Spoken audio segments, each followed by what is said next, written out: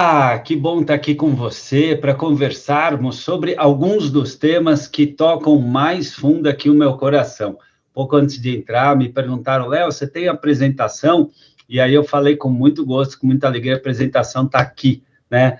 Nós que trabalhamos com educação, hoje temos a certeza de que tecnologia é importante, mas a pessoalogia ainda mais, né? Esse termo não existe, é um neologismo, claro, mas as pessoas, a intenção, a nossa consciência é aquilo que realmente sempre esteve, está e sempre estará acima das telas e tecnologias, não é verdade? Pode acabar a luz, mas o educador que tem realmente sangue no olho, né, que tem brilho no olho, que tem sangue na veia, o educador que está afim, a gente desce embaixo da garagem, no escuro, e faz acontecer.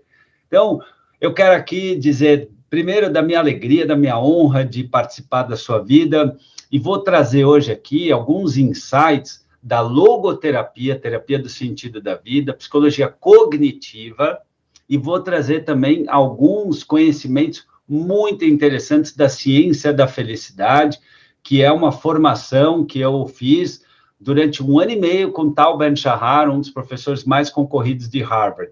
Mas, antes de tudo, eu vou conceitualizar aqui o que significa, afinal de contas, o que é a educação empreendedora. Para mim, educação empreendedora é um ato ético, simples assim, tá? Um ato ético, é o compromisso com a excelência, com entrega ao mundo, por meio de um produto, um serviço, uma atitude, daquilo que há de melhor. É o oposto do cinismo, é o oposto de ser tarefeiro, é o oposto da mesmice, é o oposto da vida ok, da vida de barrigada, do eu faço o que dá, do vamos ver se eu consigo. Não. É como os americanos falam, né? I'll do my best. Por quê? Por que é um ato ético? Porque imagina um cabeleireiro que, distraído, estraga o seu cabelo. Ele vai te atrapalhar. Imagina um dentista que, no lugar de colocar a anestesia adequadamente, coloca de uma maneira distraída, em menor dose, e te faz sentir uma dor. Imagina um médico que vai fazer uma operação e, porque ele não se atualizou, você tem uma sequela grave numa cirurgia. Então, que direito nós temos de servir ao outro de uma forma diversa à da excelência? Eu acredito que nenhuma. Então, é ético a gente contribuir com o mundo por meio do nosso olhar, da nossa escuta, das nossas ações, dos produtos e serviços que a gente traz, com o melhor. Isso vale para um caminhoneiro, engenheiro, marceneiro, chefe de cozinha, para um instalador de drywall, vale para um professor. Eu não tenho o direito de imputar o mal ao outro. Eu não tenho o direito de, por causa da minha preguiça, da minha inércia, da minha apatia, da minha inação, obrigar o outro a pagar mais, ou a ter um desgaste, ou a passar um sofrimento, ou a receber menos do que ele merece. É óbvio que eu não estou falando que um ser humano consegue ter excelência sempre. Nem o Cristiano Ronaldo, né? Se olhar, nem a Beyoncé, todos os shows dela são surreais, a Ivete Sangalo. Óbvio que sempre tem momentos, que tem fases da vida, que tem aquela etapa, puxa, você acabou de ter um filho, você está sem energia, pô, você está no final do teu mestrado, nossa, você está ali maluca, tua sogra veio morar com você em casa e mudou a rotina nesse último mês. Ok, todos temos momentos, né? Isso, Tal Shahar chama a permissão de sermos humanos. A gente não escolhe o que vai sentir, mas a gente escolhe, em grande medida, o que vai fazer com o que a gente sente. Então, eu quero já deixar bem claro aqui a minha posição em relação à educação empreendedora, que traz um benefício para quem recebe e traz um benefício para quem dá. Porque é interessante, aquele termo que se diz muito, é dando que se recebe, a neurociência comprova. Para eu dar aqui uma palestra legal, eu me animo, eu me inspiro, eu me entusiasmo, eu me conecto com o melhor da vida. Eu paro para pensar inevitavelmente, espera aí, eu estou fazendo isso com meus pacientes, eu estou fazendo isso nas minhas palestras, eu faço isso com meus funcionários, eu trato bem meus amigos, as pessoas do meu dia a dia, que tipo de pessoa sou eu? Depois que eu passo, que marca fica? Então, é uma maravilha poder ter esta integridade de conectar o que eu falo com o que eu faço. Essa ideia de, casa de espeto, ferreiro de pau, não, casa de ferreiro, espeto é de aço, pode ser de bronze, pode ser de outro metal, mas vai ter que ser de ferro, não tem jeito, a gente não pode viver uma vida ok no modo rascunho, porque isso é humilhante, isso machuca a nós, a nossa família e a quem se serve dos nossos produtos, serviços e atitudes diante da vida. Isto posto, eu vou te convidar a entender aqui um pouco porque eu me apaixonei por essa temática do projeto de vida. Eu não sei se você sabe, eu sou autor de uma metodologia, chama metodologia OPEE, de projeto de vida e atitude empreendedora. Ela é usada hoje em mais de 1.500 colégios, quase 500 mil de alunos no Brasil, e eu me empolguei com essa temática, porque quando eu fui escolher profissão, eu passei por muitas dificuldades, não sei você, né? Às vezes tem educador que, desde a quinta série, já sabia que ia querer trabalhar com educação, dar aula, enfim, trabalhar nesse mundo. Sei lá, às vezes a menina dava aula para boneca, o menino já dava aula para vovó, enfim, às vezes está lá dentro, desde cedo, eu não tive essa sorte. Ao contrário, quando eu fui prestar vestibular, eu estava em dúvida entre engenharia, engenharia, educação física, publicidade, arquitetura e direito, né? E o que eu ouvia das pessoas, né? Não sei como era para você, mas eu ouvia coisa assim, educação física, o mercado é difícil, psicologia não dá dinheiro, publicidade, você tem que ser muito criativo, é complicado. Olha, direito tem que ler demais, arquitetura, você tem que saber desenhar, você não sabe desenhar. Então, basicamente, o que eu ouvia eram desestímulos que me levavam a um certo desengajamento com o estudo. Por quê? Se tudo é difícil e eu não vou conseguir, então eu deixo de estudar. Então, a gente tem que tomar um cuidado como educadores muito grande, porque se nós não acreditarmos no nosso aluno, acreditar vem de crédito, né? Se eu não der um crédito para o meu aluno de que há caminhos, há jeito, e aí o aluno às vezes vem, eu queria tanto fazer tal profissão, mas é complicado. Sim, é complicado, mas tem jeito. Mas eu tenho dificuldade de estudar. Sim, mas você pode aprender a estudar de um jeito diferente. Olha esse livro, olha esse aluno, eu vou te contar a minha trajetória, tem esse site aqui, tem aqui esse perfil no YouTube para você seguir. Nós temos que encorajar, dar coragem aos nossos alunos, porque a gente vem observando no mundo todo uma diminuição do desejo de vulnerabilidade, mesmo entre nossos jovens. E o que é a vulnerabilidade? É encarar uma situação de risco que eu não tenho controle, que eu estou emocionalmente exposto. E se a gente observar, diversos estudos mostram que boa parte das pessoas hoje, quando fazem seus planos de carreira, procura aquilo que parece garantido, que parece confortável, que parece seguro. E isso é uma grande ilusão, né? Para quem tem mais idade, vai lembrar, no ano 2000, por exemplo, quando foi o boom da internet, quem mexia bem com computador, nossa, ganhava fortunas, programador de site, imagina quem sabia fazer um site, imagina o primeiro cara que fez o site da Coca-Cola, da Honda, imagina, da Nike, era fortuna. Hoje um garoto do sexto ano sabe fazer site, né? Hoje a gente tem aplicativos que às vezes alunos de 10 anos conseguem fazer, ou menos até. Então, assim, de tempos em tempos, certas profissões ficam mais em alta, o mercado vai mudando, né? E a gente hoje tem uma única certeza, que nós vamos trabalhar com ou para máquinas. Simples assim. Todos nós teremos tecnologias ao nosso lado, usando-as, ou sendo usado, comandado por elas.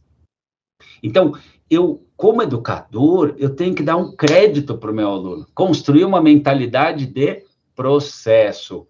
Eu ainda não consegui, há caminhos, tem jeitos, desse jeito não vai, vamos procurar o que fazer, o que de melhor pode ser feito, evitando o que se chama de mindset ou mentalidade fixa, binária, consigo ou não consigo, inteligente ou burro, não, porque o cérebro é plástico, né? Assim como isso aqui é um mouse, é plástico, ele pode ser moldado e remoldado, N vezes, e nós também. Sim, as pessoas mudam, o ser humano muda. E eu aprendi isso muito a partir desta minha experiência. Tanto é que eu fiz um teste vocacional, não sei se você fez teste vocacional, mas o que eu fiz tinha umas perguntas assim, meu Deus, muito Assim, você prefere fazer uma pesquisa sobre espécies marinhas em extinção ou organizar um torneio beneficente para idosos? Eu ficava olhando aquilo e falando, meu Deus, nenhuma das anteriores, né? Então, assim, o teste vocacional que eu fiz deu que eu era inconclusivo e incoerente. Por quê? Às vezes, entre fazer uma compra de mercado e abrir uma ONG para idosa, eu preferia abrir uma ONG para idosa. Você prefere fazer uma roda de conversa com pessoas da terceira idade ou gerenciar um torneio esportivo? Gerenciar o torneio esportivo. Então, o teste, que era esdrúxulo, importado dos Estados Unidos, deu a resposta que eu era incoerente. Que beleza, né? E aí, sem saber o que fazer, fui prestar para a administração, que era a carreira que meu pai fazia, que me parecia um mundo seguro, masculino, estável, previsível. Meu Deus, eu prestei, fiz um ano, eu entrava mudo, saía calado. Não tinha nada a ver comigo, não combinava com a pessoa que eu sou, com a minha natureza. Número, planilha, cálculo, contabilidade, preço, não é o que eu quero. Aí, minha mãe, inteligentemente, me deu o livro História Sem Fim, do Michel Wendt. Não sei se você já leu, mas quem trabalha com jovem precisa ler esse livro. É muito bonito. E nessa obra, o autor, o Michel Wendt, ele fala que o Bastian, né, o protagonista, o Harry Potter do livro, né, História Sem Fim, que ele estava indo em busca do resgate dos sonhos, da fantasia. Ele fala que o mundo estava ficando cinza. E ele vai, o Bastian, em busca dos sonhos, da fantasia, né? E aí eu me identifiquei, eu falei, é isso que eu quero fazer, com isso que eu quero trabalhar na minha vida. Aí tomei coragem, para a alegria da minha mãe, desespero do meu pai, fui para a psicologia. Acelerando um pouco a história, no 4º ano da faculdade de psicologia, eu entrei em contato com o livro do Viktor Frankl, O Homem em Busca de Sentido. E nessa obra, ele conta que em Auschwitz, ele observava, num campo de concentração nazista, né? Pensa, um campo de concentração é um lugar em que você passa frio de 0 graus, é um lugar que você não tem cobertor, que você dorme apinhado em 4 pessoas, para não morrer de frio. Você faz um trabalho absolutamente degradante, humilhante, desgastante, para comer uma batata no fim do dia. Enfim, as piores condições que um ser humano pode ter, as piores, assim. Não tem na história algo muito pior, a não ser a situação dos reféns que estão hoje em mãos de terroristas, né? No mundo, em algumas partes do mundo, infelizmente. Nessa situação, o Viktor Frankl observou que haviam pessoas que, por tanta dor, por tanto sofrimento, desistiam de viver. E havia também algumas pessoas que, no lugar de desistir, se tornavam resilientes. E aí ele começou a observar o que tem nesses, os resilientes, que não naqueles, os desistentes. As pessoas que desistiam ou se jogavam no arame farpado, ou enfrentavam os nazistas, enfim, paravam de comer, desistiam de viver. E óbvio que não cabe julgamento, porque nenhum de nós tem a menor ideia o que é passar por aquele grau de sofrimento, né?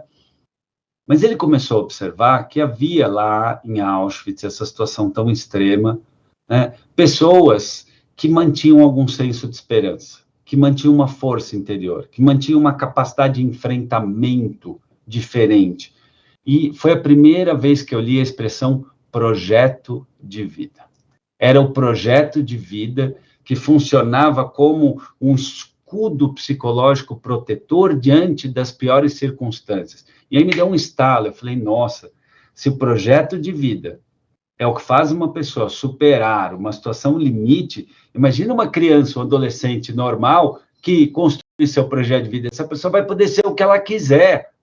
E aí eu comecei a pesquisar sobre essa temática, me encantei com a logoterapia, fui lendo os livros do Viktor Frankl e me encantando com essa possibilidade da gente ser o protagonista da nossa vida, de construir uma vida sob medida, alfaiataria, não uma vida de baseada. Porque, se você olhar, nós temos nos vendido barato demais ao longo da vida. Veja, já se acreditou que ser idoso significa vou ter tremedeira, vou ter demência, vou engordar, vou ficar lento e vou ficar pobre, e sozinho, e triste. Já se acreditou. Era uma época que as pessoas viviam 60 anos e com 60 eram velhas. Ainda é assim hoje, eu te pergunto? Certamente não. Existem idosos que desafiam isso e com um estilo de vida, com uma postura diferente, com hábitos revistos de alimentação, de atividade física e outros, conseguem envelhecer muito bem e ter uma vida boa. A gente vê N documentários de pessoas que com 60, 70 anos ou mais casaram, fizeram novos estudos, criações, estudam, dão aulas. Então, a gente tem que entender que 3 em cada 4 doenças do mundo atual seriam evitáveis por mudanças simples, que hoje a ciência da felicidade, que eu vou comentar daqui a pouco, já nos aponta como caminho para uma vida melhor. Porque, como diz a Cora Coralina, não é só apenas sobre colocar mais anos de vida. Isso a gente já conseguiu. A expectativa de vida no mundo aumentou muito. Agora, será que a gente tem colocado mais vida nos nossos anos? É isso, é sobre isso. Você se sente vivo? Como é que estão os teus projetos de vida? O quanto você tem sido aberto, disposto, disponível para injetar vida no coração do seu aluno? Porque se a sociedade civil não recruta um aluno, né? Se a gente não mostra para ele um caminho, uma narrativa, se a gente não inspira esse aluno, a gente, sem querer, pira o aluno. É simples assim. Se eu não inspirar o meu aluno de que ele é capaz, de que há caminhos, que, olha, veja, um aluno que sentou aí nessa mesma cadeira, olha onde ele está, veja a história desse aqui, o que ele fez para conseguir ter êxito. Olha só, na minha própria história, como eu lidei com adversidades. Se eu não tiver, ao longo da minha, né, jornada com o meu estudante, momento de inspiração, é muito fácil eu pirar o meu aluno, simples assim. Pirar em que sentido? No sentido de criar uma neuroótica, uma ótica da neura. E aí o aluno desacredita na vida. E uma vida desacreditada é uma vida desgraçada. E aí, sem um projeto de vida, o nosso aluno facilmente cai num projeto de morte. Entende? No sedentarismo, na gravidez precoce, no uso de drogas, de álcool, de outras substâncias, no uso excessivo de telas. Então, é ético a gente ser um guardião da certeza de que a vida vale a pena, porque os nossos alunos aprendem muito mais do que as nossas matérias. Eles apreendem a nossa pessoa. E aí, de novo, ganha-ganha. Na hora que eu começo a me encantar com a temática de projeto de vida, ler sobre a logoterapia, a hora que eu começo a estudar sobre flexibilidade cognitiva, né? E aí tem uma obra muito bacana do Dennis Greenberger chamado A Mente Vencendo o Humor, em que eles ensinam exercícios para mudar pensamento, sentimento ou comportamento, a trabalhar a reversibilidade ou flexibilidade cognitiva, ou seja, aconteceu uma situação, o que eu diria para o meu melhor amigo fazer? O que uma pessoa muito sábia me diria para fazer? Qual é a saída que me daria mais orgulho? Como eu quero lembrar dessa situação daqui a uns anos? O que uma pessoa que eu amo muito me diria nesse momento? Como eu quero lembrar dessa situação lá no meu futuro? O que de melhor eu posso fazer com isso? É ensinar o nosso aluno a abrir a cabeça, né? A ter uma lente não neuroótica, ótica da neura, que procura problemas, desculpas ou culpados, mas tem uma ótica empreendedora, né? No sentido de empreender, e prender com as mãos, pegar a vida na mão, ser protagonista, entender que ser feliz não é sobre não ser triste. Como diria o poetinha, é melhor ser alegre que ser triste. Alegria é a melhor coisa que existe, é aquilo que vai no coração. Mas para fazer um samba bom é preciso um bocado de tristeza, senão não se faz um samba, não.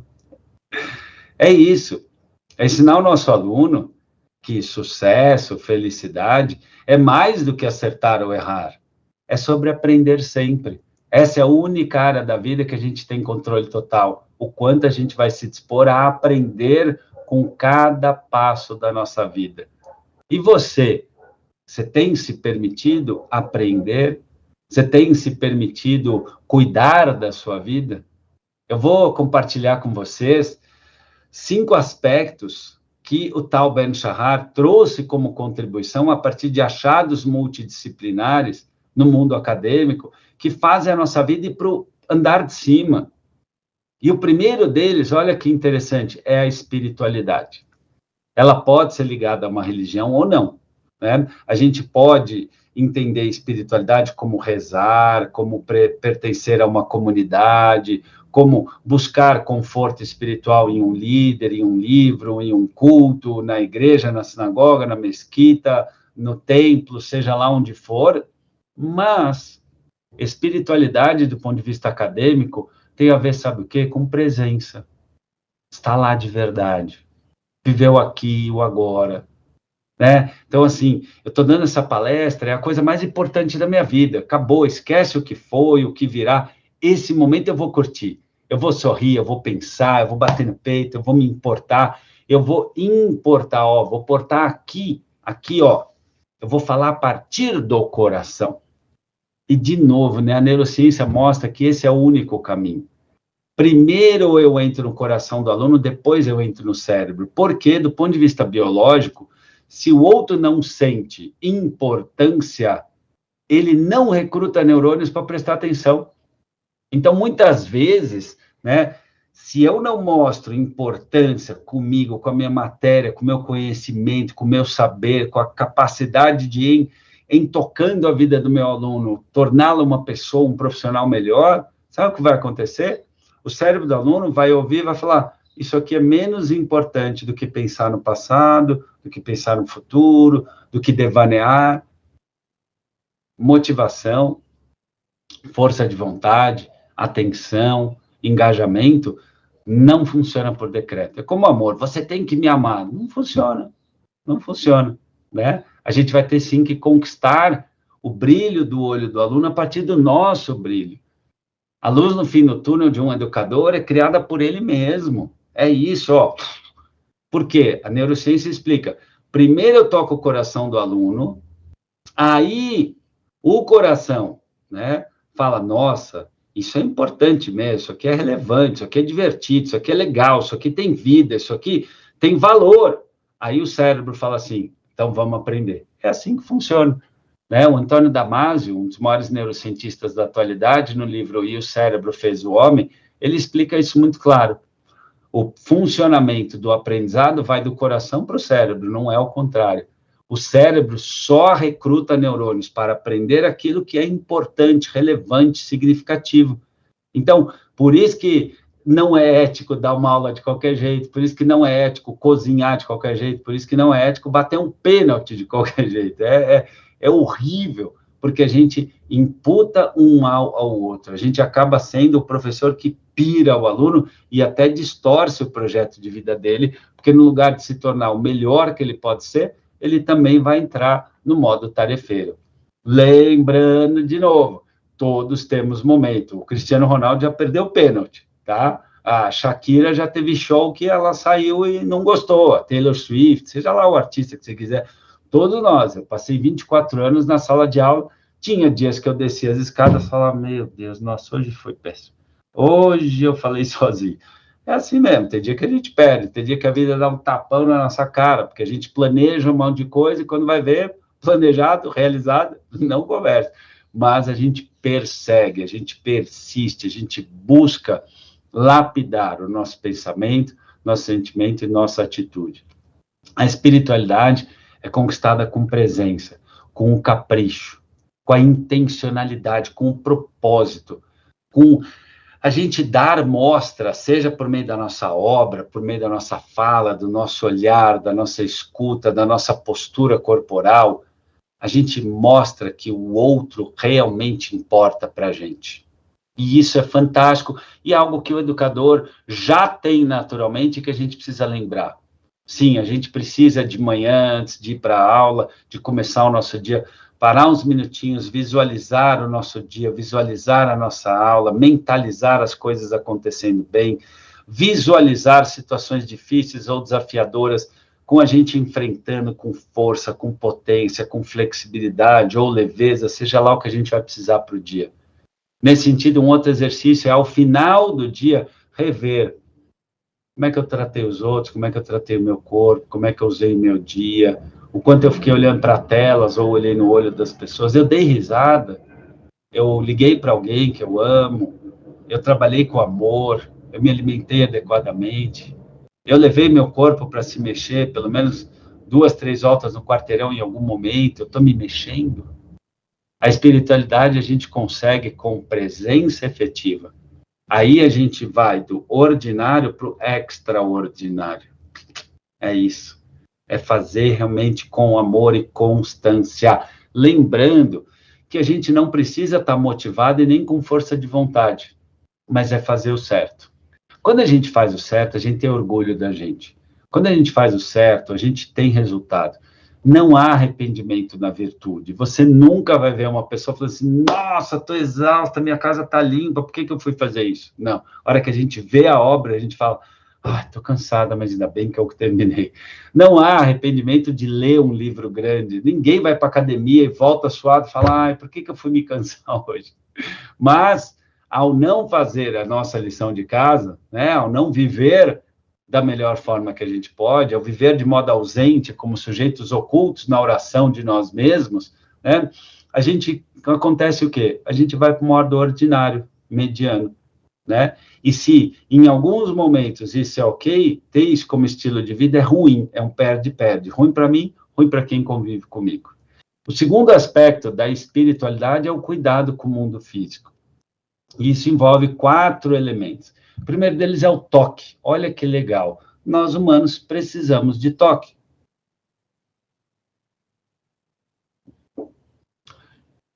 Cinco abraços por dia.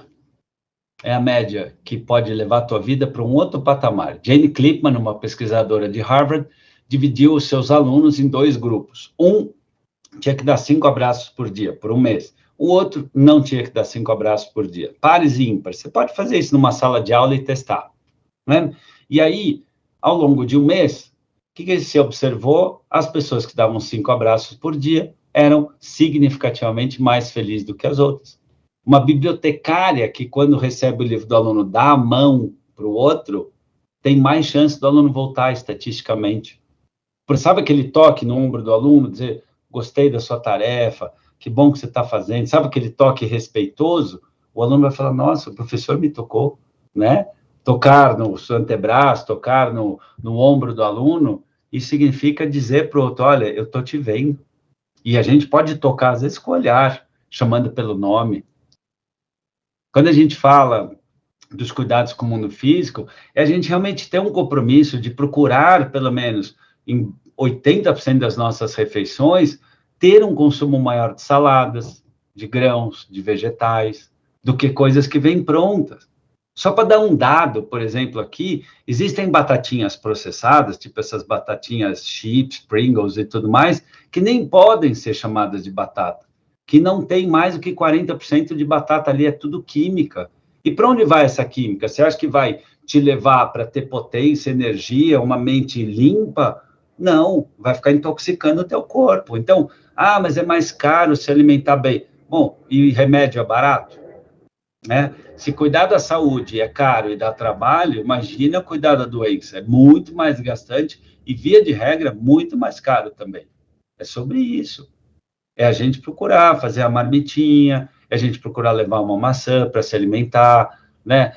Se eu vou levar uma bolacha, leva uma bolacha integral, é a gente procurar alimentos frescos. Quanto mais eu me alimento, né, de maneira colorida, diversa e natural, mais qualidade de combustível meu cérebro e meu corpo vão ter.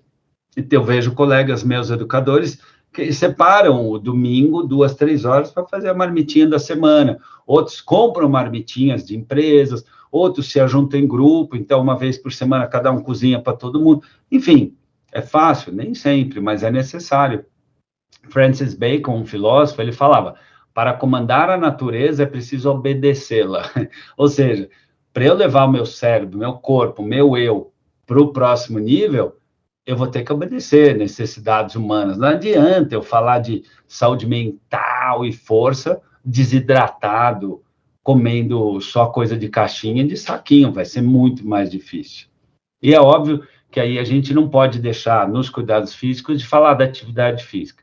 o sedentarismo é extremamente prejudicial, tanto para a saúde física como para a saúde mental. Hoje tem muitos estudos mostrando que a saúde mental é extremamente beneficiada com caminhadas, com o fato de subir escada, com o fato de você se locomover, com o fato de você, depois do almoço, andar 10 minutos. Não é ciência de foguete, entende? Então, é achar uma forma de, mas eu tenho preguiça. Talvez uma parte da sua preguiça é falta de hábito. Aí eu te pergunto, é ético você descuidar da sua saúde? Não é. Mas o corpo é meu. Não é verdade, porque você doente, você vai ser um peso para aqueles que você ama. Você vai tirar do seu filho a chance de ter um pai saudável. Você vai tirar dos seus alunos a chance de ter um professor com energia. Você vai tirar do seu marido a chance de ter uma esposa com vitalidade. É ético isso? Não é para jogar culpa, é para convidar para a responsabilidade. Porque não existe minha vida. Todos nós, a nossa existência é uma grande mandala. Né? É que nem você assistir aqui essa minha palestra e eu falar assim, então, gente, vamos falar aqui sobre os fatores que levam a uma maior felicidade.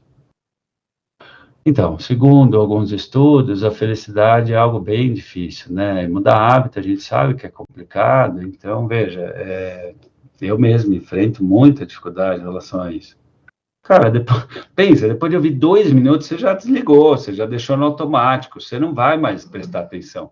Então, nós somos todos mandalas, né? Em que uma área da vida se conecta à outra, né? E a gente se conecta uns com os outros. Eu estando bem, eu te ajudo a ficar bem, né? Simples assim. Então, o primeiro aspecto que implementa mais felicidade é o cultivo da espiritualidade. O segundo é o cuidado com o mundo físico. Pessoas saudáveis são mais felizes, são mais potentes, rendem mais. Ao ser mais potente, render mais, me torna ainda mais feliz. E aí cria o ciclo virtuoso e não o ciclo vicioso. O terceiro aspecto é justamente a intelectualidade. Olha que legal. Hoje se sabe que o deep learning, ou aprendizado profundo, é um elemento extremamente impactante na nossa felicidade. E significa, às vezes, deixar a tela longe e ler um livro. E significa, às vezes, de novo, né? Deixa a tela longe e bota uma música. Eu gosto muito de uma trilha sonora que chama Música Clássica Alegre, né? E aí toca músicas gostosas, você ouve lá uns minutinhos, desliga, né? Eu já vi a autora Kelly McGonigal, que inclusive tem um filme no site TED.com, Kelly McGonigal, autora do livro Desafios à Força de Vontade, dizer que o problema do mundo atual nem é o estresse, o problema do mundo atual é a falta de repouso. Às vezes, alguns minutinhos de manhã, alguns minutinhos no final do dia, né? E às vezes a gente vê na sala dos professores, a gente gasta tempo reclamando, fofocando, falando mal, criticando, né? No lugar da gente ficar em silêncio, da gente bater um papo gostoso, da gente simplesmente contemplar o céu, da gente respirar antes da próxima aula. A gente acha que está se regozijando, que está socializando, mas na prática a gente está num ambiente tóxico, porque fica um perde-perde, reclamando da família, reclamando do aluno, reclamando da vida, reclamando dos homens, reclamando das mulheres, reclamando do governo, reclamando disso, daquilo, e no fundo a gente está se intoxicando, ou olhando rede social, o cabelo perfeito da outra, olhando o que a gente não tem, olhando a vida alheia, em vez de repente, tomar um café e ficar em silêncio um pouco, entrar na caixinha do nada que fosse. Então, Deep Learning tem a ver com aprender algo, Deep Learning tem a ver com colocar a sua cabeça em algo positivo. Às vezes a gente acha que está relaxando em frente à televisão, mas para pensar quanto de violência, o quanto de corrupção, problema a gente não consome, né? Na televisão aberta, quanto a gente não vê disso em grupos de WhatsApp ou em redes sociais, né? Às vezes até nos games que você joga ou seus filhos jogam. Então, é agir mesmo como um curador, aquele que cuida, que escolhe, um zelador mesmo, o que vai entrar, o que não vai entrar na minha vida, né? Na minha vida espiritual, primeiro aspecto, na minha vida física e na minha vida intelectual. Qual foi o último livro legal que você leu? Qual foi o último aprendizado que você se proporcionou? A mesma Netflix que tem ali um conteúdo sobre narcotráfico, que de repente você acha legal, e você vai ver tiro, e chantagem, extorsão, e quando você vê, você está achando aquele bandidão super legal, porque ele é fofo e tem o abdômen rasgado, A mesma Netflix tem um documentário chamado Our Planet, Nosso Planeta, né? Tem o documentário Explicando, tem o documentário Merli, que fala de um professor de filosofia, ou seja, tem conteúdos que eles são edificantes, que são até passatempos, mas ele vai deixar alguma coisa na tua cabeça.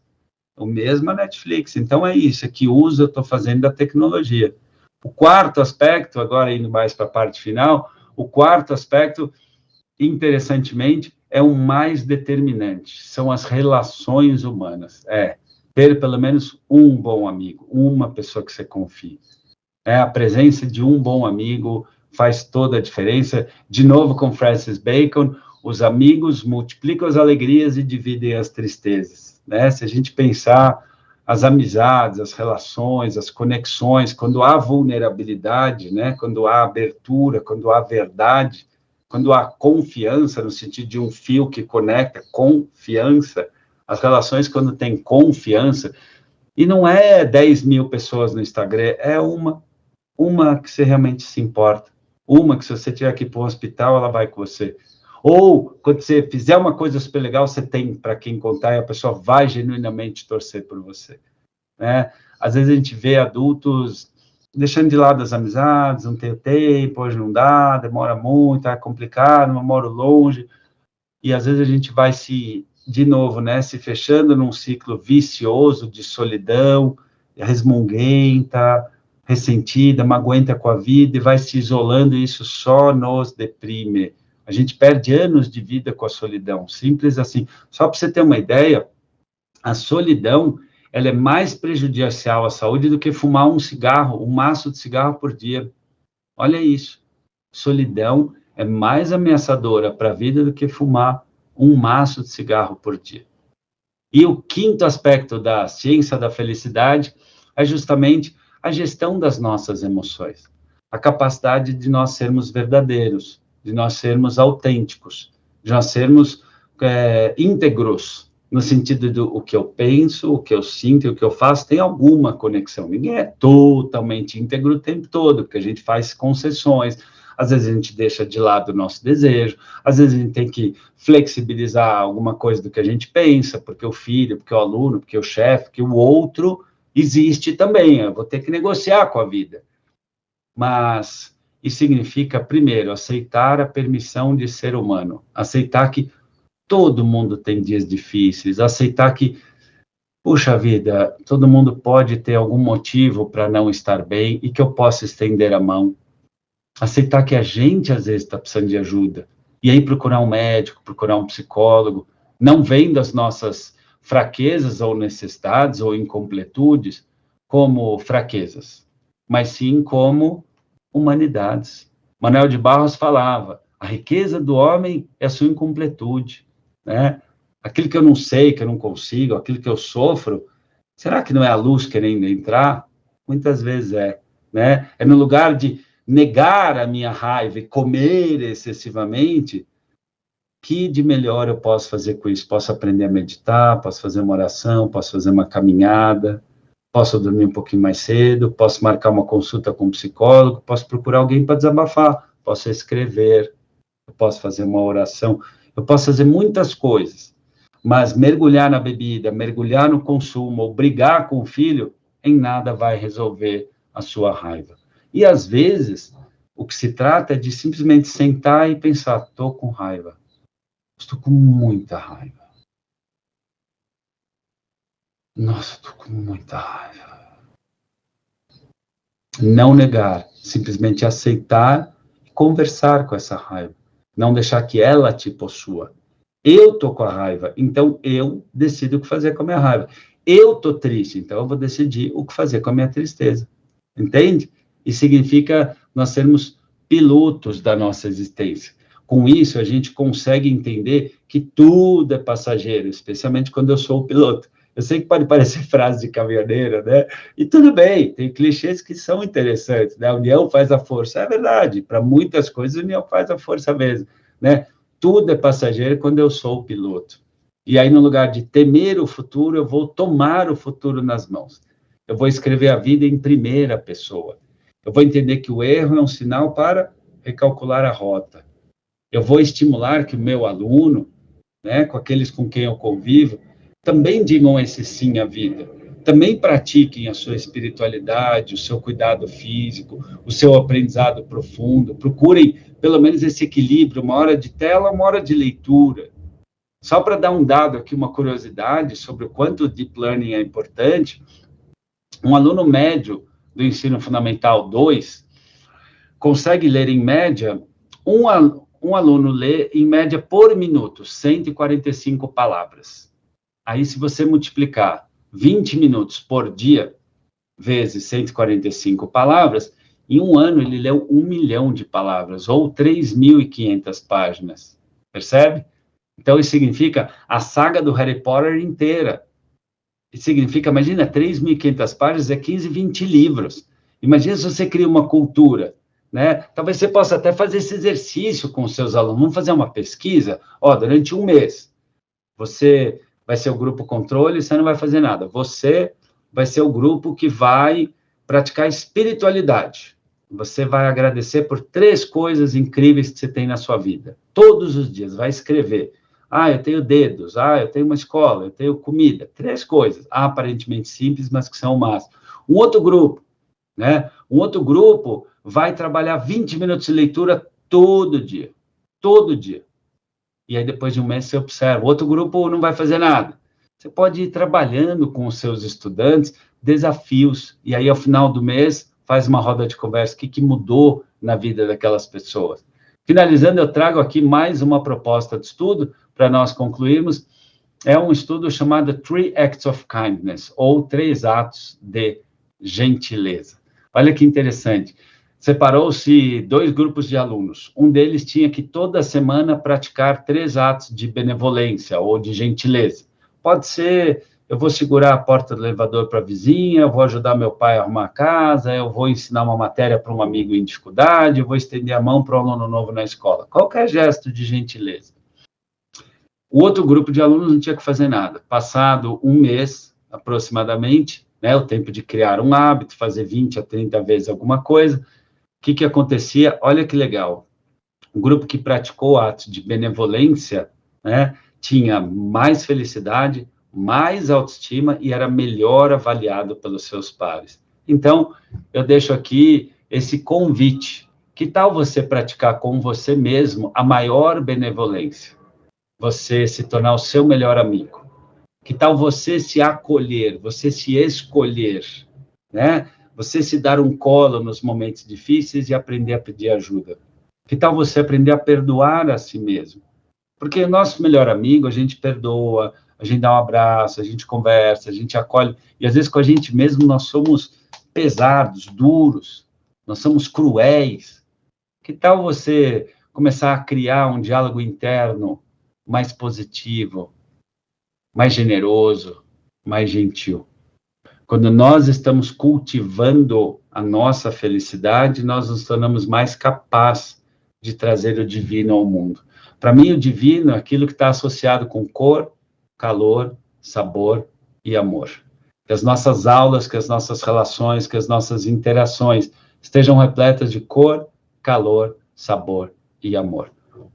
Um beijo no coração, muito obrigado pela oportunidade, que gostoso poder estar aqui com você, e de coração espero que essas palavras façam uma diferença na sua carreira, na sua vida pessoal, e que digamos juntos um grande sim à vida, como guardiões da certeza de que a vida vale a pena. Muito obrigado e até a próxima.